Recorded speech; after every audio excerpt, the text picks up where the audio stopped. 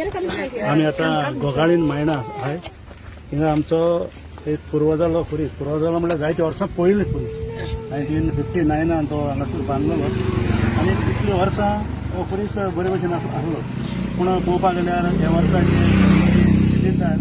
कोणे तरी हो खुरीस पयले पाट आहा तो मोडलो त्या उपरांत आमी व्हडलें हें घेवन कित्याक फर्स्ट टायम जाल्लें परतून तो आमी बांदून गेलो पूण आतां 4 दीस पयले तो खुरीस येवन आनी कोणे तरी मोडून उडयलो तो आमी कांयच हें करून नासतना पूण आमकां दूख जाली कित्याक तो आमचो एक सिंबल हो आमगेलो कॅथलिकाचो सिंबल जो हिंगा आहा तो बिकॉज हिंगा सगळे रावपी आहाय ते मोस्टली कॅथलीक सो तेणी मोडलो परतून आनीक आमी 2 दिसां पयलो परतून बांदलो राती चल जाल्यार परतून मोडलेलो आहा सो हेचेर आमकां सगळ्याक दूख लागल्या कित्याक आमगेले वाड्याचो ह्या गांवचे कितें तरी वायट जातलें दिसता हो कोणें तरी कितें करूं सोदता दिसता आमकां कांय खबर ना हें कोणी केलां पूण आमी जाण जावपाक सोदताय की हें कित्याक लागून जाता आनीक कोण करता तो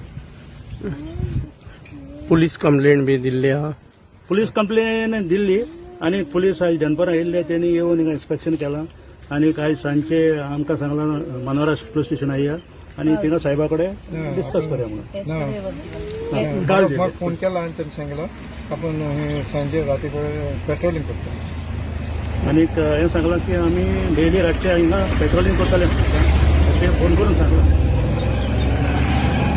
Cross was built in memory of my uncle who passed away when he was 8 years old of drowning in the ditch behind of drowning.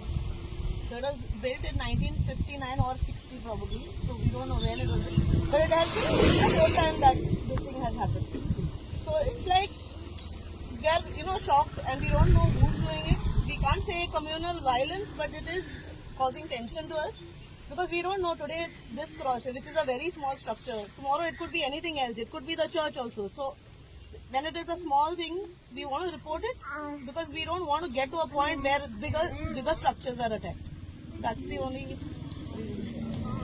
Given to complain to the cops?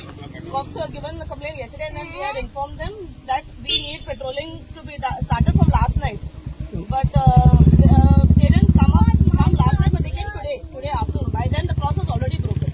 Because we said that the cross is damaged and we cannot wait until the cross is completely broken. So please start the patrolling last night itself. But there was nothing that happened yesterday. But today afternoon, after we pressurized basically from media and all that, then they came here and they've inspected the site. So they have asked us to come again and lodge another complaint today, which they will probably invert, I don't know when, but whenever it is, they are hoping to get that done.